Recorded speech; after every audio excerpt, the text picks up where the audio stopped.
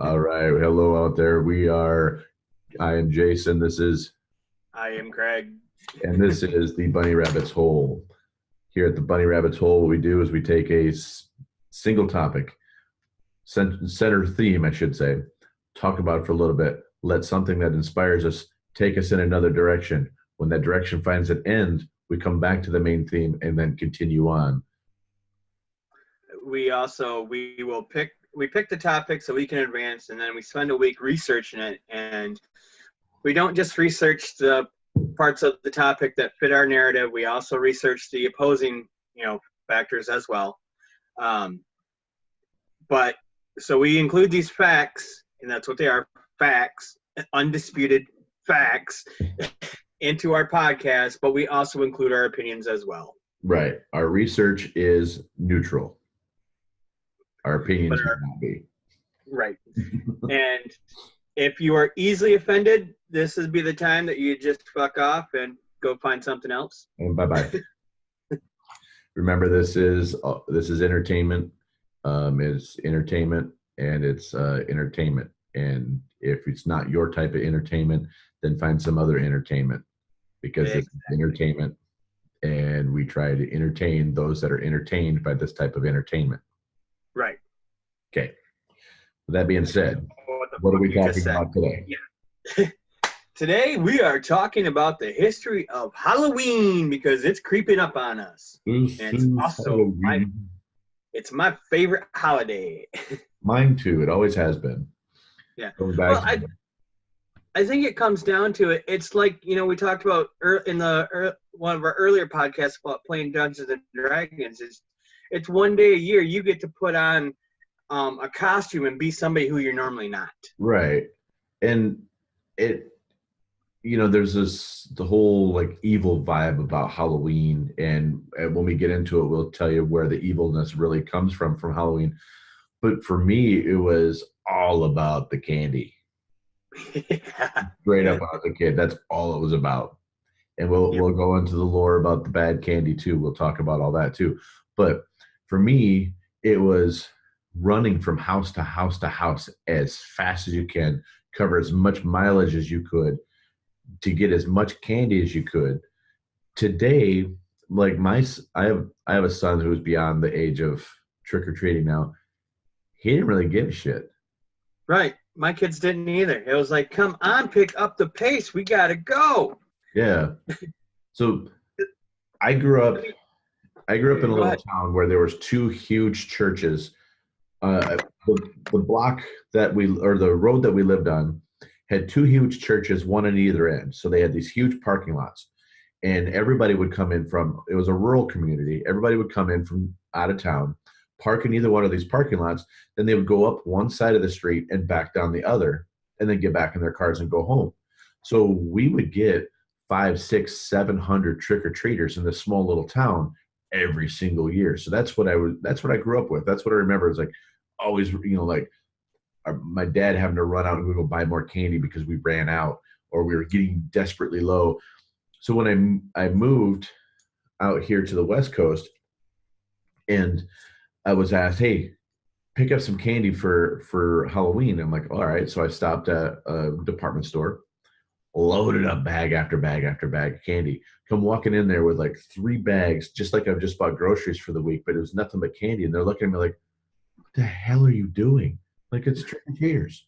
It's Halloween. That night, I could have given a full bag of candy bars to every single trick-or-treater came up, because we had 6 people show up to the door. Oh, shitty. 6. I spent like $48 on candy, and there was like 6 people that showed up. A little bummed by the participation level of children today, but not really the participation level, but the enthusiasm level, because I love Halloween. Right. Well, I think you also kind of have to chalk that up to parents and the whole fear propaganda that surrounds Halloween. Right. Because I pushed my kids, because, like you said earlier, because we did our trick-or-treating together many years. Yes. And, it was all of us cousins, while our parents, like our moms followed on the sidewalk drinking a beer, while our dads followed in a car drinking a beer. Exactly. And we would run from house to house to house. It was a contest. Right, and they would like pretty much stake out corners of the blocks, just so when we'd start, we'd run from this parent around this parent back to this other parent. Yep. And we were, it's not like we weren't supervised, but we ran and we gave no cause for concern about your front yards because we're running the quickest route from this porch to that porch. Yep. And, as my kids were trick-or-treating when they were a young age, and, there's an age gap between each one. There's like almost 3 years in between each of my kids. Mm-hmm. And so my daughter, I would have her on my shoulders so that way she wouldn't get tired and we wouldn't have to wait for her, so she can get her candy and stuff. But I'm like, come on, guys, let's go. You got to get this candy. See, you did that for your daughter. See, I was the youngest out of the group of cousins that would go trick-or-treating because my sisters would be like the next youngest, but they were 6 years behind me. So they were babies when we were trick-or-treating. So they weren't really a part of the equation yet, or, they may not even have been born for some of these years, but there was no sympathy for me. I had to keep up. Yeah. Like, keep up or you're losing out. And I'm like, I was so competitive at that age that I'm not losing out. I'm going to beat you guys to the next house. Right. There was no dad. My dad's not going to carry me on his shoulders to go to the next house because I'm tired. No, get your ass out there and run to the next house. Right. Well, my daughter was only like 3 at the time too. So yeah, I get that. That's cool. But yeah, you guys had no sympathy for me. It's like, nah, come on, keep up, kid. Before you, they didn't have sympathy for me, so right. I was the next youngest. Right. So yeah, it was. But anyway, so we're gonna delve into the history of Halloween, how Halloween started. Yeah. And it really kind of goes back to, and this, I love this word. I don't know why, because I pronounced it wrong for years. But an old Celtic ritual called Samhain, which is spelled Samhain. I've for years pronounced it Samhain, but the Celts have their own pronunciations for everything, so it's Samhain. Yes. And Samhain marked the end of the summer and the beginning of harvest, and it fell on October 31st, and that's when they would basically start bonfires and offer up, whatever. It was also the time where they believed that the veil was the thinnest between the living and the dead, and either side could cross over during those times, and they could communicate with them. Do you want to add more to that, Jason? Well, yeah, part of the Celtic tradition, really kind of where it got into the whole. We'll get into the souls part in a second. It was about the harvest, and if everything was about harvesting of the food for the crops for the winter. If they didn't have a harvest, then they were going to die.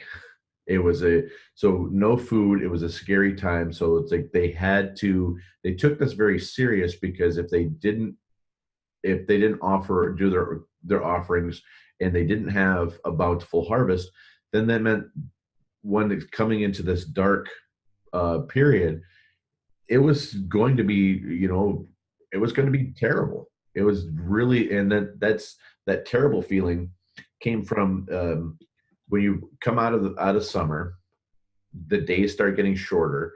It goes there. That was a kind of a symbolic transition from light to dark.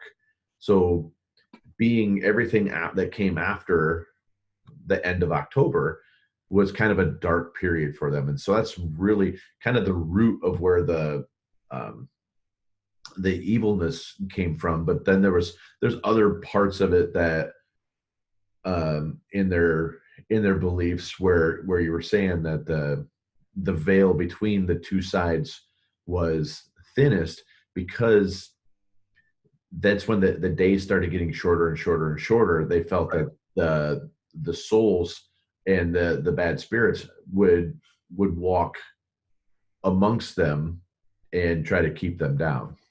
Well, also, of course, the Celtic calendar was broken into two halves. They had the dark half and they had the light half. Right. And Samhain marked the beginning of the dark half of the calendar. Mm-hmm. So let's go back to the pronunciation real quick. So okay.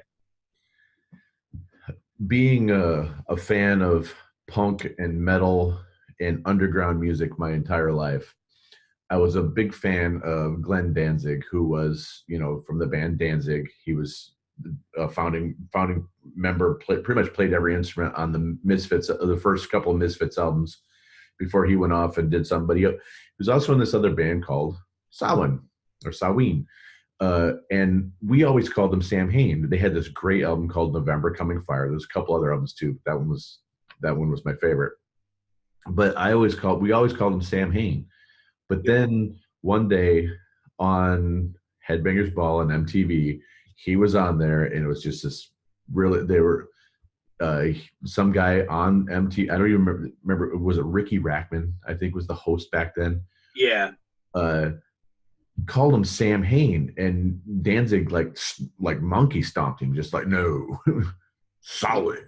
And but back then it's like we always had this feeling that Glenn Danzig was Logan or Wolverine. He was this small, stocky, hairy guy that kind of like fit the build of the cartoon or the comic book character of Wolverine. So it's like when he was like, solid, it's like, oh, okay, that's how you pronounce it. Okay, Glenn. Well, he was ripped too, and Ricky Rackman was this skinny little punk. So right. So it was kind of like nope, this is how you say it. Like, all right. Please don't beat me up. Yeah. So I was with you, just like everybody else. We all thought it was Sam Hain, but Glenn set me right when I was younger. Right. And there's tons of stories during those ages, getting back to Samhain, the history of people getting stuck on the other side and the dead roaming the earth. I mean, they would have stories upon stories upon stories of that. And, so basically Halloween was a pagan holiday. Yes. And as with every big popular pagan holiday, Christians take it over. Right. And I found this really interesting because the Christians wanted to take some of the darkness out of Halloween. And in the process, they actually made it darker. Yes. Yes. Because the pagans, the Celtics had another holiday on May 13th called Lemuria. Mm-hmm. And it was a key pagan festival where celebrants placated the dead, and the pagan Romans would pour milk onto the graves of their loved ones to placate them or offer little cakes. So in 1609 AD, the church co-opted Lemuria, and it became All Saints' Day, a day to honor the most holy of the dead Christians. Yeah. So then, at that point, the Christians moved All Saints' Day to November 1st because of All Hallows' Day to drain the life out of Samhain. So initially what they did is they took another pagan holiday, Lemuria, which celebrated the dead. Mm-hmm. They moved it to the day after Halloween because they wanted to add some light to it, thinking, okay, we're gonna celebrate the past saints, but in the process they made Halloween darker because now it celebrates death. Right. And it was originally, it was really Samhain, but they moved All Hallows Day, which the original name for for All Saints Day, All Hallows Day. So then the day before became All Hallows Eve. But then All Hallows Eve became Hallows Eve, which was eventually shortened to Halloween. So Correct. They actually created the name Halloween by moving this day, for trying to put out the fire of one pagan holiday, moving it to lessen the blow of the day after another pagan holiday. But they made it even darker by adding one more day after that. Yep. That would be All Souls Day. And what did they do on All Souls Day, Jason? Well, All Souls Day is an interesting little day because it you I'm losing my note here. And my screen is freezing up. But All Souls Day was a day to the day that you uh, mourn the dead, mourn the souls, and it came into, or it actually kind of started trick or treating here too. But it was a day to pray for souls, and Right. Where I'll go into the trick or treating thing for a minute, but because they brought the whole praying for souls, bringing the dead into the whole 3-day festival, which turns out to be a 4-day festival here. We're going out in a while.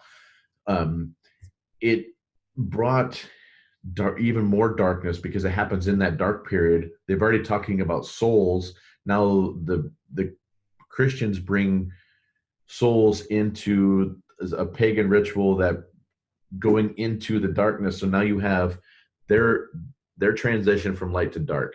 Then you have All Hallows Eve, which is supposed to be, or Hallows Eve, All Saints Day, which is supposed to be a nice, cheerful festival to get rid of the darkness of this one. But then you bring in All Souls Day, and then you just push down everything that was from the day before. So now all you concentrate on is souls.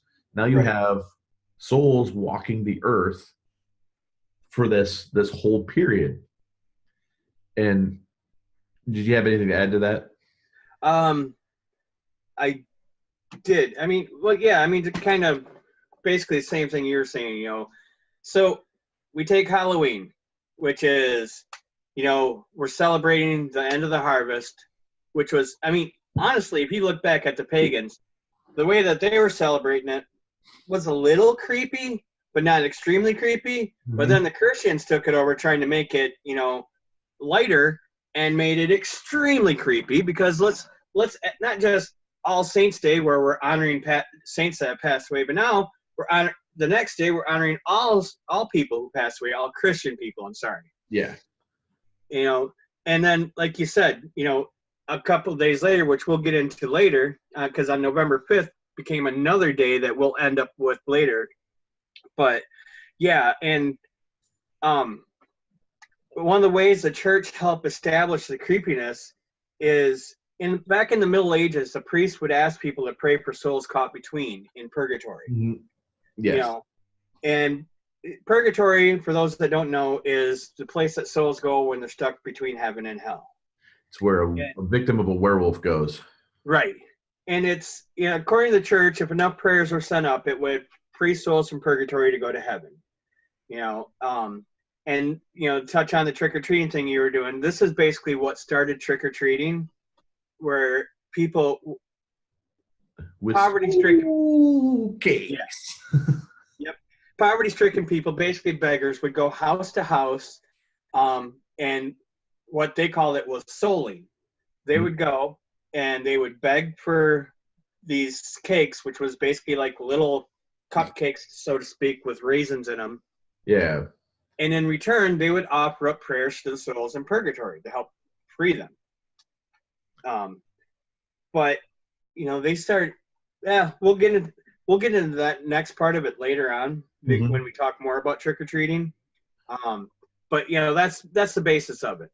Right. Yeah. They would go through and they'd get what was called soul cakes, which you mentioned, where it says this like little sweet cake with raisins in it. But then there were also potato pancakes, and apples were also something else that was given up. And that, like you said, we'll go into the birth of trick or treating later.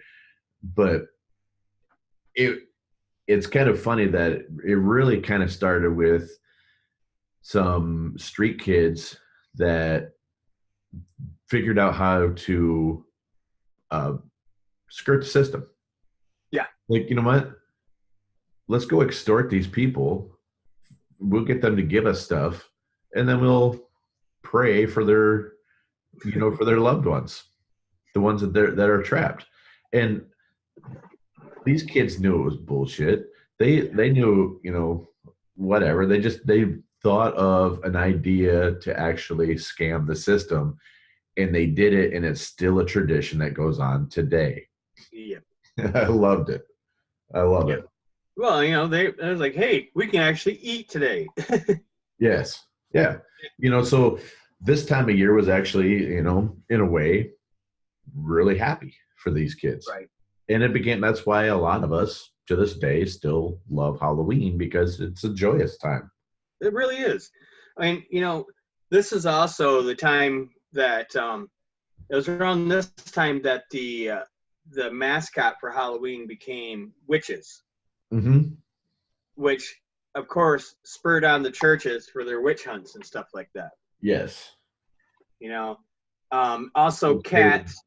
Which they'd eventually write the book, The Witch's Hammer, which Malefice Malacharum. I know I slaughtered that, right? But it's like the most blood-soaked book besides the Bible in history, because it was a guidebook on how to determine if somebody's a witch and what to do if they are, you know, found a witch. So it's like there was plenty of people that were killed over this book that was written because of what really started back here with this whole witch hunt. You know, everybody's heard about the Salem witch hunt, the Salem witch trials, and how bullshit they really were. They were about ways of grabbing widows' land.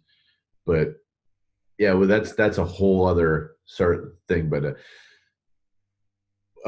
bringing kind of an interesting side note on that. No, go ahead. Go ahead. I'm sorry. Oh no, I was bringing it back. So if you have a side note, go down that hole. Yeah. I found this kind of interesting because, like the witch's hat, you know, the pointy hat, was actually based off a pointed hat that was used by country women at the time. No, nice. And that's when they also associated, you know, black cats with witches. And I mean, let's be real. Cats are fucking evil anyways. So of course they're gonna be associated with witches. Yeah, they're creepy little critters, and they're mysterious, and you don't know what's going on in the mind of a cat, because they're evil. Yeah, and they're just waiting for you to die so they can eat you. Yeah.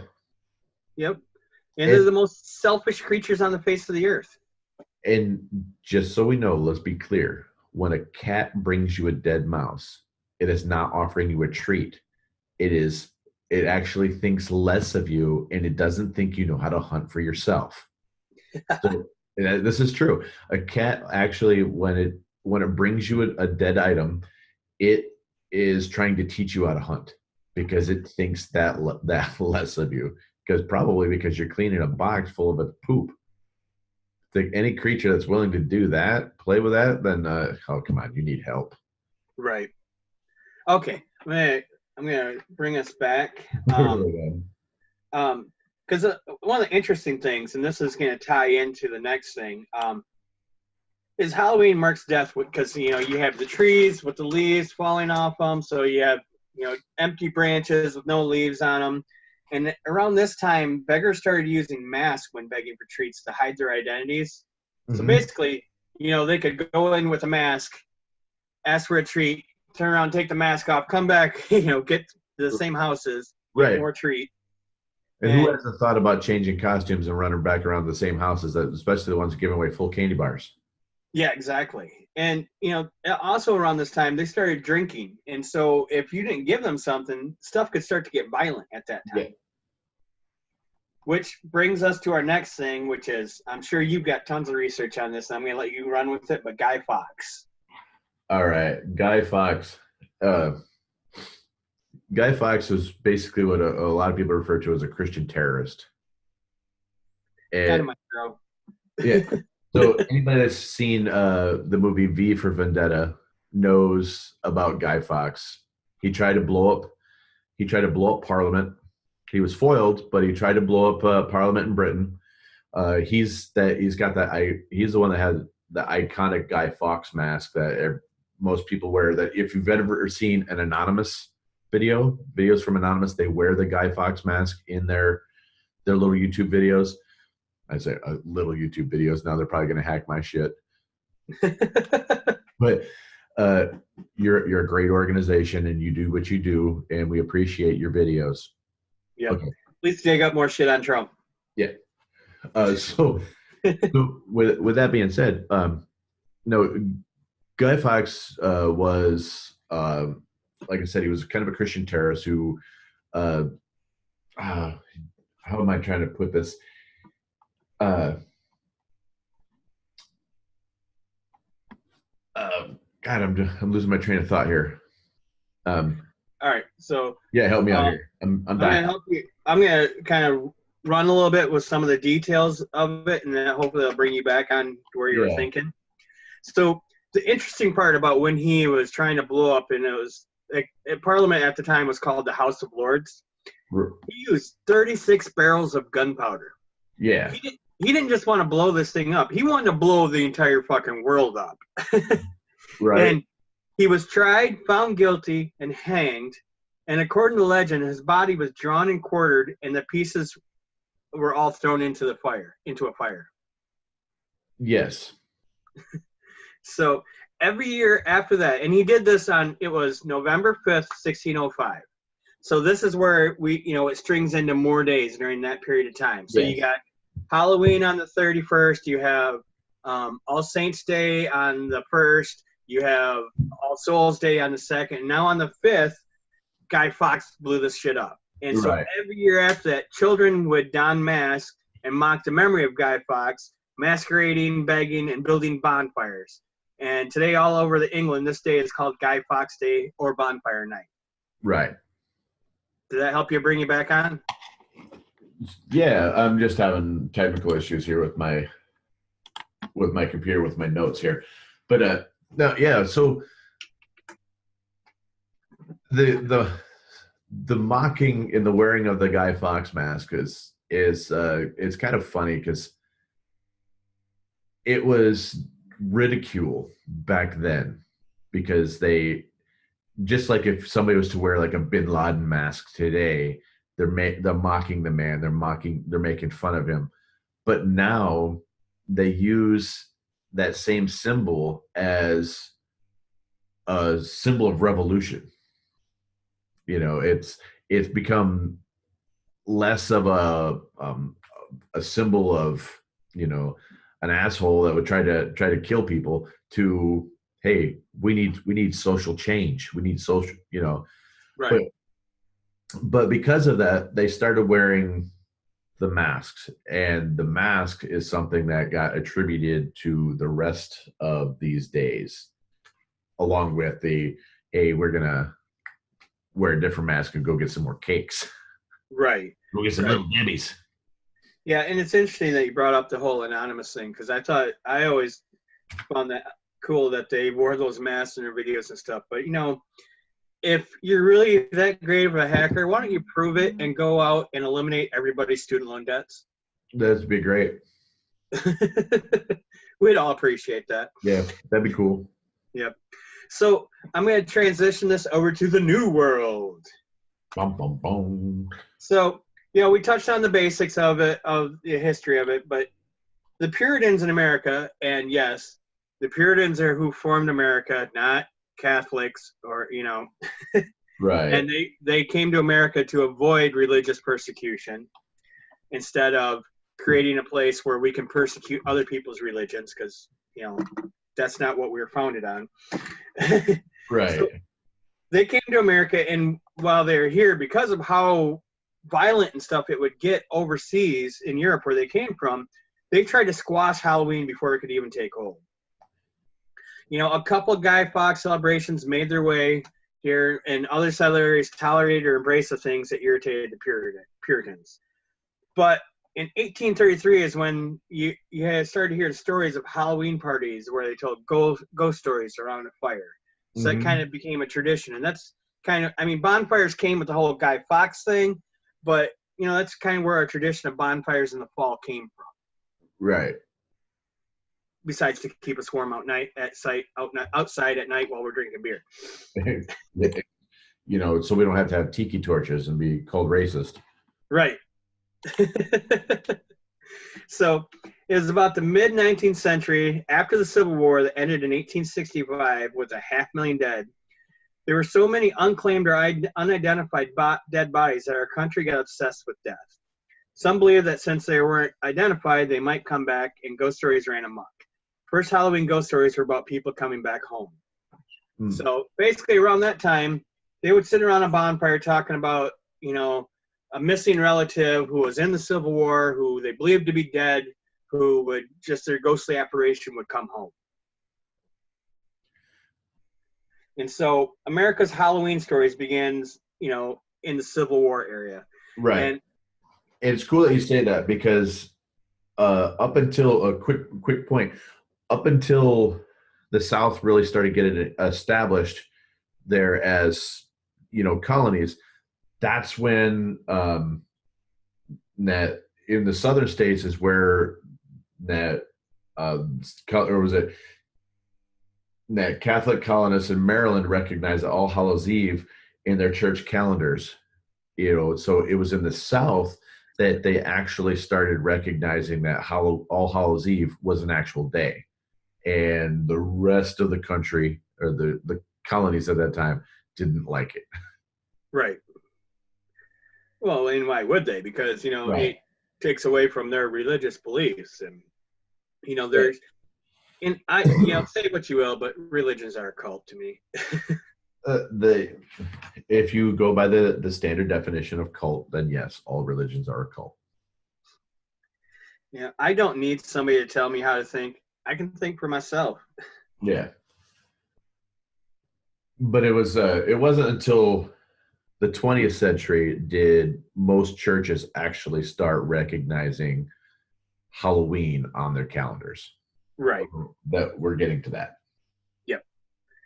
So, and the tradition of Halloween really came again from the Irish and Scottish immigrants, also because their ancestors were the Celts. And I got to take another side note here because this is one thing that always, again, this is another word that we still to this day pronounces, the Celts or Celtics. Mm-hmm. I mean, we have a basketball team that should actually be called the Boston Celtics, but they are the Celtics. Right. Exactly. So we slaughter and Americanize every word that we can find. Yes. Yeah. So they bring over these rituals with them. And their rituals could get a little bit violent, but they helped establish more American Halloween traditions, and people would claim to see bogies or boogeymen hiding under beds or tapping on windows. And it was kind of cool because their belief was there was a boogie on every stile. Basically, every gate entrance to everybody's home, there was a boogie that guarded it. So I found that really interesting. Yeah. Kind of changes the whole narrative of Boogie Nights, huh? Yeah, most definitely. Oh, and it's that point where we transition to more of today's beliefs that were also pretty much everything Halloween that we have was given us by immigrants from the Scottish people and Irish people. Yeah. Because that's basically where the Celtics were in that area. Right. And one of the biggest things that's trans beside after you have costumes, you have trick or treating, you have pranks. It's part of trick or treat. And the poet John Mayne, who was a Scottish poet, was the first one to actually coin the term Halloween prank. Right. I saw that and I meant to look up that poem because I thought it would be cool to recite it. I'm going to look it up real quick. It's what fearful pranks ensue, which was the line from the poem, which was first attributed to be in Halloween prank. What was the guy's name? John Mayne, Mayne. All right, there we go. I'm going to keep on, and I'll interject when I get the whole poem up. All right. So going along with bringing it closer to traditions that we know today, one of the other items that we know today with coming from the Scottish and the Celtic things was the jack-o'-lantern. Yes, I love this story. So the jack-o'-lantern has actually got a kind of an interesting story because it wasn't pumpkins that was first carved. It was turnips. Yep. Kids would carve turnips and light them with candles. But I love the story where the name actually came from was actually not anything to do with vegetables or turnips or pumpkins or even kids carving anything. It was a tattered. Had nothing to do with Halloween. Yeah, it was a tattered clothes. Yep. It was ripped and torn and just clothes that were there. And I can't find the name of that's what I was looking for, was the name of the author that first coined the term jack-o'-lantern. Well, jack-o'-lantern was actually a person. Oh, right. Yeah. Okay. The first American, actually, jack-o'-lantern. Yeah, the jack was okay, go ahead. Okay. Jack-o'-lantern was a person. It was started with European tradition.